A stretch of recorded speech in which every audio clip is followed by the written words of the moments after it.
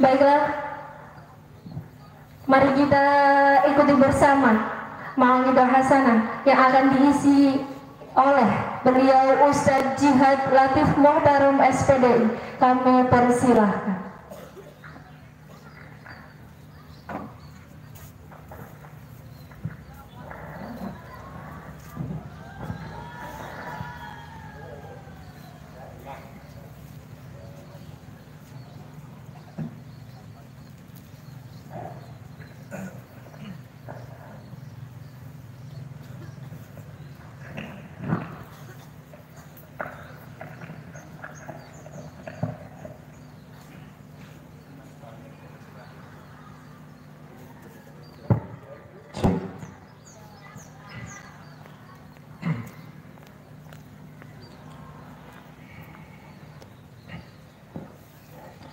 Bismillahirrahmanirrahim. Assalamualaikum warahmatullahi wabarakatuh. Innal hamdalillah nahmaduhu wa nasta'inuhu wa nastaghfiruh wa na'udzu billahi min shururi anfusina wa min sayyiati a'malina. من يهد الله فلا مضل له ومن يضلل فلا هادي له أشهد أن لا إله إلا الله وحده لا شريك له وأشهد أن محمدا عبده ورسوله لا نبي ولا رسول بعده اللهم صل على محمد وعلى آل محمد Rabbi shrah li sadri wa yassir li amri wahlul 'uqdatam min lisani yafqahu qawli. Raditu billahi rabba wa bil islami dina wa bi Muhammadin nabiyya wa rasula. Rabbi zidni ilma warzuqni fahma. Amin. Yang terhormat Ketua PCM Majenang beserta Sekretaris Pimpinan Cabang Muhammadiyah Majenang, dan yang kami hormati para sepuh, bini sepuh, yang kami hormati para alim, para ulama, para asatidah, dan yang kami hormati Bapak Ibu jamaah pengajian Ahad pagi edisi ke-350, dan yang kami banggakan dan kami sayangi segenap adik-adikku santriwati maupun santriwan dari amal usaha Muhammadiyah Majenang.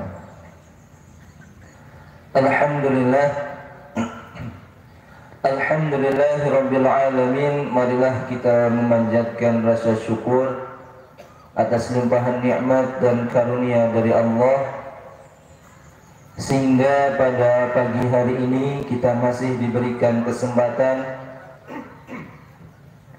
kita masih diberikan kesehatan dan dapat berkumpul di majelis ini yang insya Allah akan membawa rahmat dan berkah untuk kita semua. Salawat serta salam tak lupa tetap terlimpah curahkan kepada suri teladan kita Nabi Allah Muhammad sallallahu alaihi wasallam. Bapak Ibu, bagaimana kabarnya? Alhamdulillah. Sehat semua ya Bu? Ada sehat? Ini santriwati, santriwan dari Ulung, bagaimana kabarnya? Sehat? Alhamdulillah. Jadi alhamdulillah Bapak Ibu yang saya muliakan, ini di depan kita ada santriwan dan santriwati Darul Ulum yang kemarin baru mengadakan perkemahan Sabtu Ahad kepanduan Hizbul Wathon dalam rangka untuk menyiarkan, ya, mendakwahkan terkait kepanduan Hizbul Wathon dan mengenalkan kepada anak-anak dan masyarakat. Bapak Ibu yang kami hormati, alhamdulillah tadi juga telah kita saksikan penampilan yang luar biasa dari SDM Mulyasari, hafalan Al-Quran beserta terjemahannya, kemudian ada seni tarinya. Maka ini suatu kebanggaan bagi kita bahwasanya aum-aum di Majenang ini khususnya ya bisa ngaji, ya bisa seni. Masya Allah. Walaupun tadi kelihatannya masih kecil-kecil ya, tapi sudah pintar dalam memainkan keseniannya. Hadirin yang dirahmati Allah Subhanahu wa taala, alhamdulillah pada pagi hari ini saya bisa bersilaturahim bersama Bapak Ibu semua dalam rangka pengajian Ahad pagi di Taman Kota edisi ke-350. Adapun untuk tema pada pagi hari ini, kami akan mengambil satu tema, yaitu perkara-perkara yang merusak amal soleh. Temanya perkara-perkara yang merusak amal soleh. Bapak Ibu yang dirahmati Allah Subhanahu wa taala, dalam menjalani kehidupan ini kita sebagai manusia diciptakan oleh Allah, tugas yang pertama adalah untuk beribadah. Sebagaimana dalam firman-Nya, "Wa ma khalaqtul jinna wal insa illa liya'budun." Dan adapun kami ciptakan jin dan manusia melainkan hanya untuk beribadah. Artinya tugas yang pertama diciptakannya manusia di muka bumi ini adalah untuk beribadah kepada Allah, menjalankan segala perintahnya, berusaha untuk meninggalkan segala larangannya. Namun apalah daya, kita sebagai manusia biasa, terkadang kita pernah hilaf, terkadang kita pernah melakukan kesalahan, pernah berbuat dosa. Itulah yang namanya manusia, karena kita bukan malaikat yang terus taat dan beribadah. Namun sebisa mungkin kita berusaha untuk meninggalkan segala keburukan, meninggalkan segala bentuk kemaksiatan. Maka pada kesempatan pagi hari ini, marilah kita berusaha untuk menjaga amal-amal yang sudah kita kerjakan agar terhindar dari perkara-perkara yang dapat merusak pahala amal tersebut. Bagi Bapak Ibu yang sudah istiqomah melaksanakan sholat berjamaah, bagus. Bagi Bapak Ibu atau adik-adik yang sudah istiqomah melaksanakan puasa sunnah, zakat, ataupun bagi Bapak Ibu yang sudah melaksanakan haji, Masya Allah. Namun itu semua belum cukup, dan kita perlu menjaga amal-amal kita agar terhindar dari segala kerusakan dari kualitas amal ibadah itu. Yang pertama, perkara-perkara yang dapat merusak amal soleh, yaitu al-istighlal bi'uyubil khalqi. Artinya terlalu sibuk memikirkan aib orang lain. Jadi perkara pertama yang dapat merusak amal ibadah kita, terlalu sibuk memikirkan aib orang lain.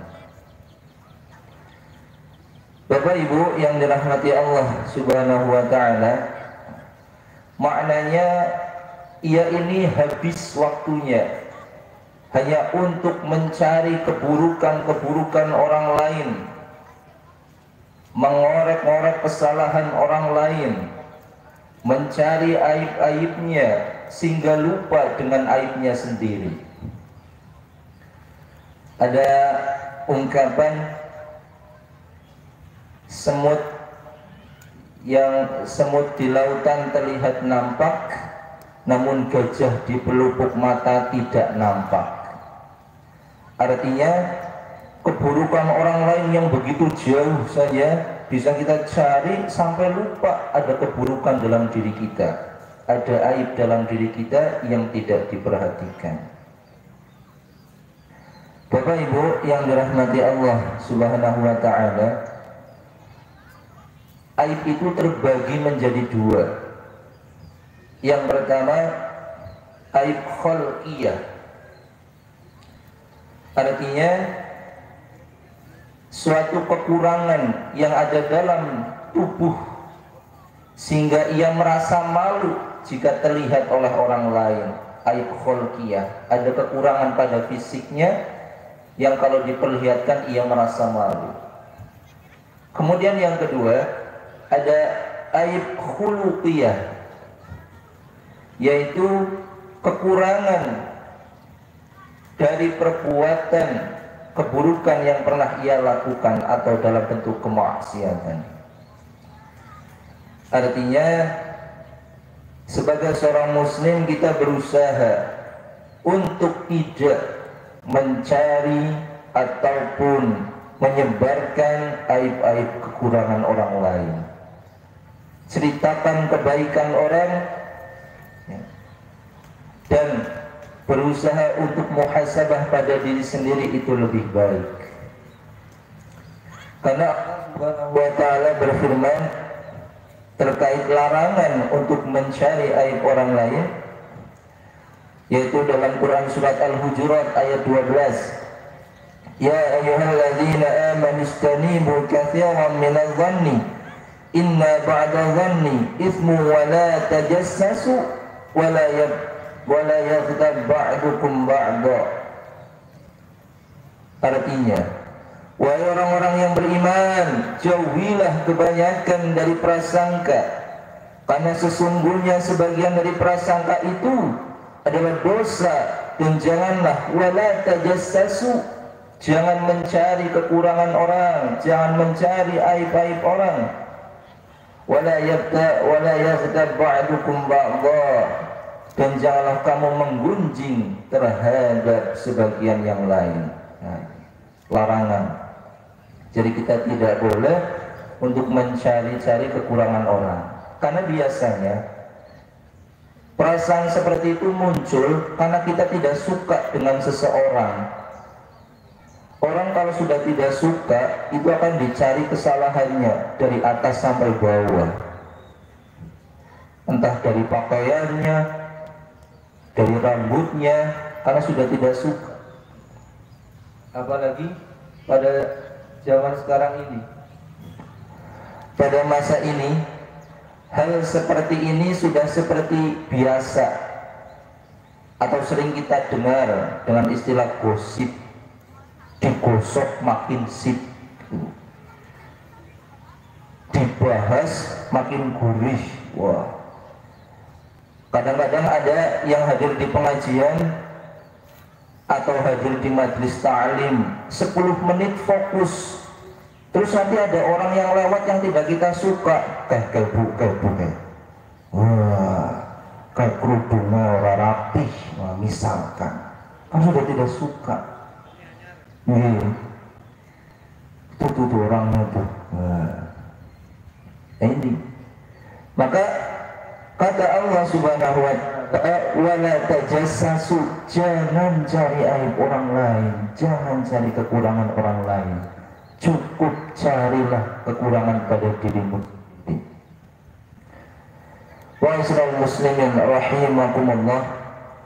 Karena orang yang memiliki sifat seperti itu akan cenderung berdusta di amal-amal ibadah yang dia sudah kerjakan. Ia rajin sholat, ia rajin pengajian, ia rajin puasa, tapi kalau masih ada sifat seperti itu, maka akan merusak amal-amal sholatnya. maka sebisa mungkin janganlah ada perasaan itu. Dan kalaupun kita pernah mendapatkan suatu cerita dari orang-orang tentang keburukannya atau tentang aibnya, dan kita dipercaya untuk tidak menyampaikannya, maka kita berusaha jangan sampai disampaikan. Bapak Ibu yang dirahmati Allah Subhanahu wa taala, karena Rasulullah sallallahu alaihi wasallam mengingatkan kepada kita bukan untuk mencari tapi untuk menutupi. Wa man satara musliman satarallahu lahu fid dunya wal akhirah. Barang siapa yang menutup aib seorang muslim, maka Allah akan menutup aibnya di dunia dan di akhirat. Hadis riwayat Muslim. Bapak Ibu yang dirahmati Allah Subhanahu wa taala, oleh karenanya kebiasaan-kebiasaan seperti itu walaupun sering terjadi, maka kita hindari.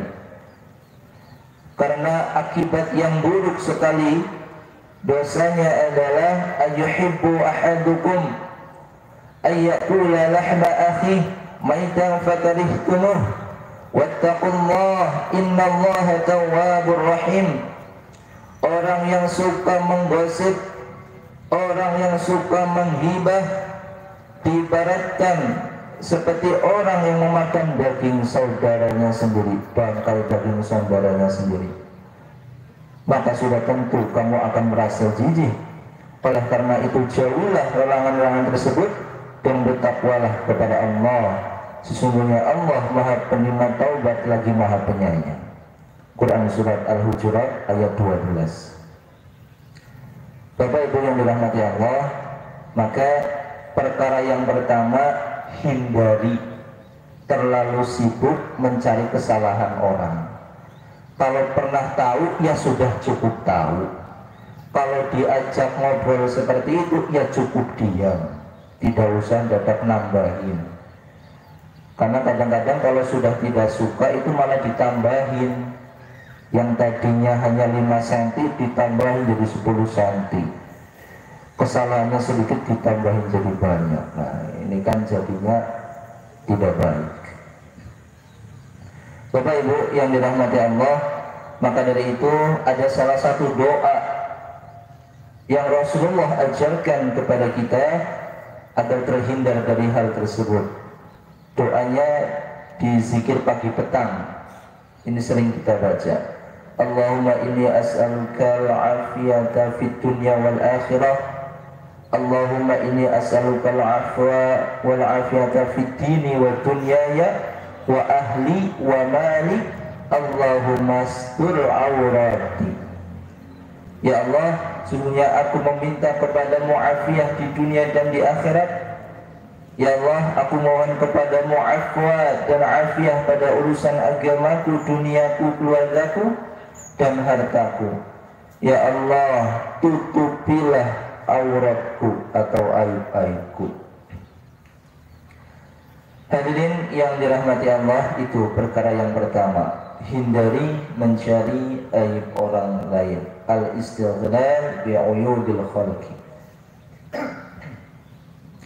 Kemudian perkara kedua yang dapat merusak amal soleh, qaswatul qulub, artinya memiliki hati yang keras.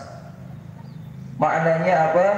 Tidak mau menerima nasihat dari luar dan tidak mau menerima nasihat dari hati nuraninya, dan sudah merasa yang paling baik, merasa yang paling benar, merasa yang paling hebat, sehingga ketika sudah timbul perasaan ini, ia akan dapatkan satu penyakit dalam hatinya, yaitu ujub, yaitu menyombongkan diri sendiri.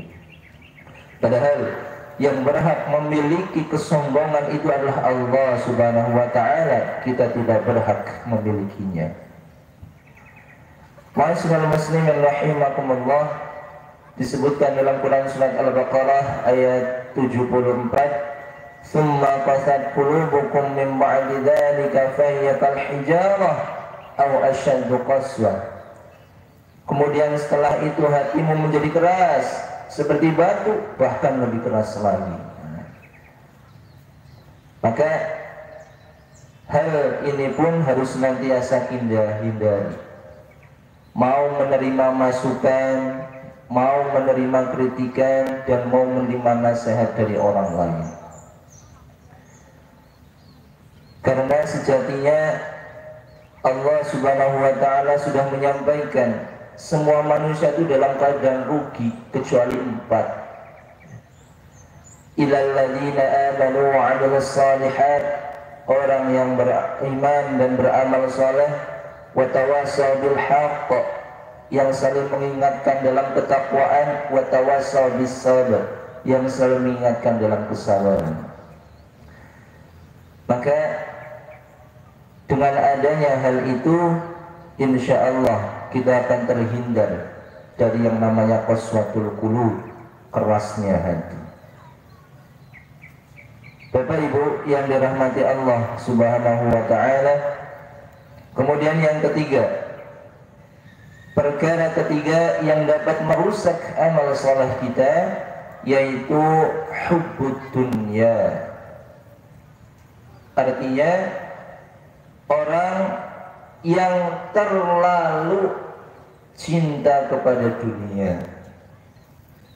Kalau hanya sebatas cinta, why not? Tidak masalah. Yang tidak boleh itu kalau sudah ada kata terlalu. Cinta kepada anak dan istri wajib. Cinta kepada kedudukan boleh. Cinta kepada harta benda kendaraan tidak masalah. Boleh semuanya. Tapi yang tidak boleh kalau sudah ada kata terlalu. Terlalu mencintai dunia. Kenapa? Karena ketika sudah ada perasaan terlalu, itu akan timbul lepas dari kontrolnya itu, dan akhirnya menghalalkan segala cara untuk mendapatkannya. Dan akhirnya ketika sudah terlalu mencintai dunia, ia lupa bahwasanya ia akan kembali kepada Allah dan merasa hidupnya hanya di dunia saja. Maka kita pun boleh mencintai apa saja yang ada di dunia ini. Bahkan kita pun diperintahkan untuk mencari apa yang ada di muka bumi ini, karena kita tinggal di bumi. Maka carilah, tapi sebagian, dan jadikan apa yang kalian cari di bumi ini untuk bekal nanti di akhirat. Sebagaimana dalam Quran surat Al-Qasas ayat 77,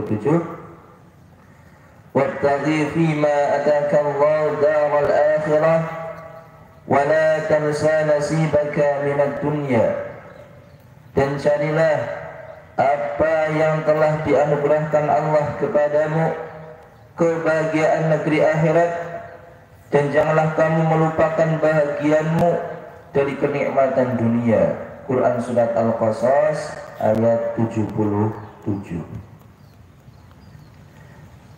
Makna dari ayat tersebut dikatakan oleh Qurtubi dalam Al-Jami' al-Ahkam al-Quran, maknanya yaitu hendaklah seseorang menggunakan nikmat-nikmat dunianya yang Allah berikan kepadanya untuk mendapatkan kebahagiaan yang kekal itu di akhirat.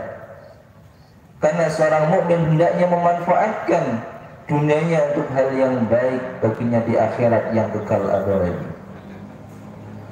Ma'asyiral muslimin rahimakumullah. Maka yang ketiga ini perlu kita sadari. Kita boleh mencintai apa yang ada di bumi ini, silakan.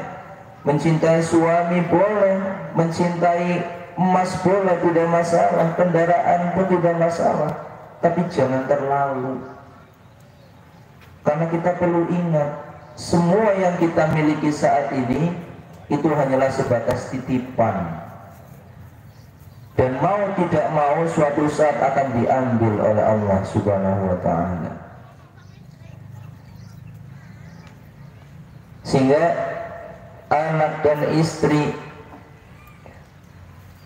jabatan, harta, kendaraan, semuanya itu adalah milik kita, tapi hanya sebatas titipan dari Allah, dan suatu saat pun akan diambil oleh Allah Subhanahu wa ta'ala. Kita bisa belajar dari filosofi juru parkir di depan sana. Juru parkir di depan sana kan mereka itu memiliki motor banyak sekali, dari yang paling bagus sampai yang biasa. Dititipi, dijaga. Maka nanti kalau yang punya sudah datang, ya diambil, tidak masalah. Gak mungkin mau minta ini punya saya, ini punya saya, tidak. Maka demikianlah kita menyikapi dunia ini. Sekarang kita memilikinya, tapi suatu saat jika ada yang diambil oleh Allah, maka kita berusaha untuk mengikhlaskan. Alladzina idza asabathum musibah qalu inna lillahi wa inna ilaihi raji'un. Katakanlah, sesungguhnya aku milik Allah dan sesungguhnya aku akan kembali kepada Allah Subhanahu wa ta'ala. Bapak Ibu yang dirahmati Allah Subhanahu wa ta'ala, maka kita pun perlu ingat, di dunia ini kita umurnya sangat terbatas. Kita tidak akan lama di dunia ini. Bahkan Rasulullah Sallallahu Alaihi Wasallam menyampaikan, seorang muslim itu ketika di dunia seperti seorang pengembara yang terus berjalan, dan ia pada saat di dunia ini seperti sedang istirahat sejenak, dan suatu saat akan melanjutkan perjalanannya. Oleh karenanya, sebelum datang tiba waktunya kita dipanggil oleh Allah, kita siapkan diri ini. Persiapkan dengan apa? Dengan iman dan takwa. Jadikan kehidupan di dunia ini segala fasilitas yang kita punya untuk mendekatkan diri kepada Allah, untuk beribadah kepada Allah. Karena sebaik-baik perbekalan adalah perbekalan takwa. Wa tazawwadu fa inna khairaz zadi taqwa wattaqun ya ulul albab. Wa'asyiral muslimin rahimakumullah. Maka nikmat sehat, nikmat umur yang masih Allah beri sampai saat ini, sebisa mungkin kita gunakan sebaik-baiknya untuk menjalankan perintah Allah, dan jangan kita sia-siakan. Dan ada pesan yang disampaikan oleh malaikat Jibril kepada Nabi Muhammad SAW, dan ini juga untuk kita semua dalam mengarungi kehidupan ini. Sebagaimana dalam hadisnya, atani Jibril alaihi salam faqala ya Muhammad عش ما شئت فإنك ميت وأحبب من شئت فإنك مفارق وأعمل ما شئت فإنك مجزي به. Artinya, Jibril mendatangiku lalu berkata, wahai Muhammad,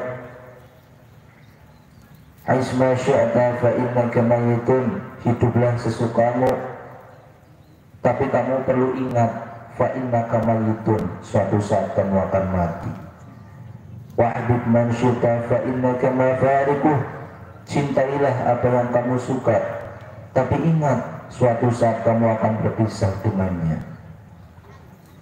Wa'mal ma syi'ta fa innaka majziyun bih, berbuatlah apa yang kamu mau, tapi ingat semuanya akan dimintai pertanggungjawaban.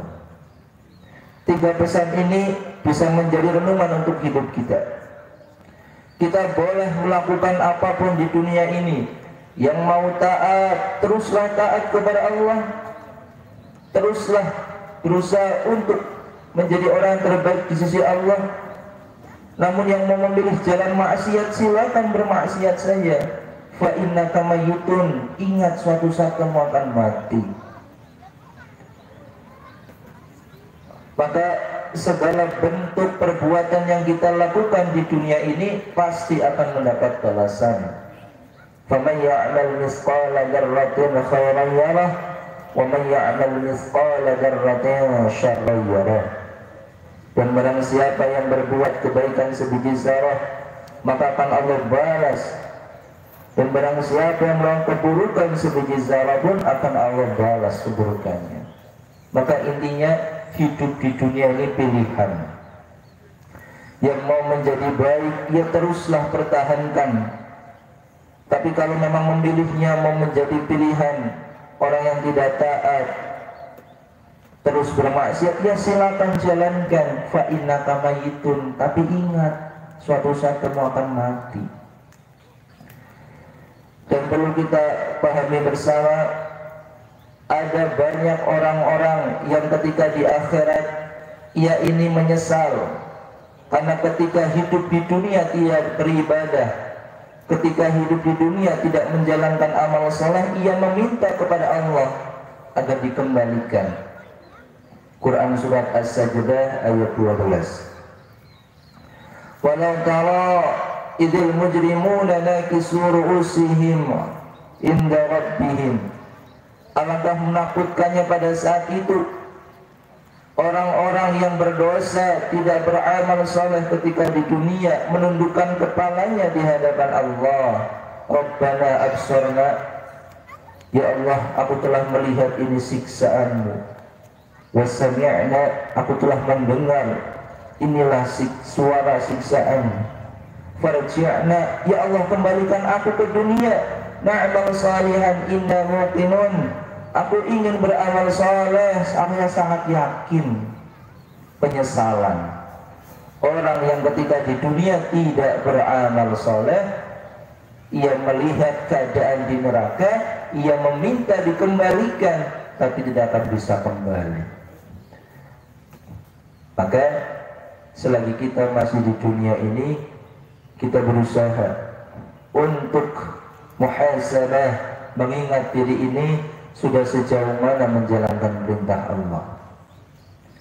Wa ahbib man syi'ta fa innaka mafariquh, dan cintailah apa yang kamu cintai, silakan, tapi ingat suatu saat kamu akan berpisah dengan yang kamu cintai. Sekuat apapun kita menjaga seseorang, maka suatu saat takdir akan memisahkan kita. Apakah dipisahkan dengan kepisahan sementara, yaitu dengan perceraian, atau dipisahkan dengan selamanya dengan kematian? Pasti suatu saat. Maka janganlah terlalu menyukai terhadap seseorang. Bisa jadi suatu saat dia jadi orang yang paling menyakitimu. Dan janganlah kita terlalu membenci kepada seseorang. Bisa jadi suatu saat dia yang akan menyukaimu. Karena anak-anak muda sekarang kan sedang ini sekali ya, sedang dibuat oleh banyak lagu-lagu galau gitu ya. Orang yang paling gemati, yang paling nyakiti, nah, katanya gitu. Orang yang paling nyayangi suatu saat yang paling nyakitin. Nah, ini adik-adik lebih paham lagunya lah. Karena sekarang kebanyakan lagu-lagu itu lagu galau, Bu. Mengajarkan anak-anak supaya pada patah hati terus, galau terus, ya Allah. Padahal yang mana anak-anak sekarang itu harus semangat ya. Sehingga salah satunya tadi itu diajarkan bacaan ayat Al-Quran, supaya anak-anak kita ini lebih cenderung mencintai Al-Quran agar lebih semangat dalam hidupnya. Bapak Ibu yang dirahmati Allah, wa'mal ma syi'ta fa innaka majziyun bih. Dan lakukan apapun yang mau kamu lakukan, tapi ingat segalanya akan mendapatkan pertanggungjawaban. Ma'asyiral muslimin rahimakumullah. Oleh karenanya kita boleh menyukai apa yang ada di dunia ini, kita boleh memiliki apa yang kita miliki saat ini, dijaga, dirawat baik-baik, dan gunakan segala fasilitas kehidupan di dunia ini untuk mendekatkan diri kepada Allah. Jangan sampai kita terlalu, karena kalau sudah terlalu nanti akan lupa kepada Allah. Maka perkara yang ketiga, hubub. dunia, terlalu cinta kepada dunia. Kemudian yang terakhir yaitu qillatul haya, artinya orang-orang yang sedikit memiliki rasa malu. Ma'asyiral muslimin rahimakumullah, orang yang sudah tidak memiliki rasa malu, maka ia akan melakukan segala bentuk kemaksiatan dalam keadaan apapun, sudah tidak peduli lagi.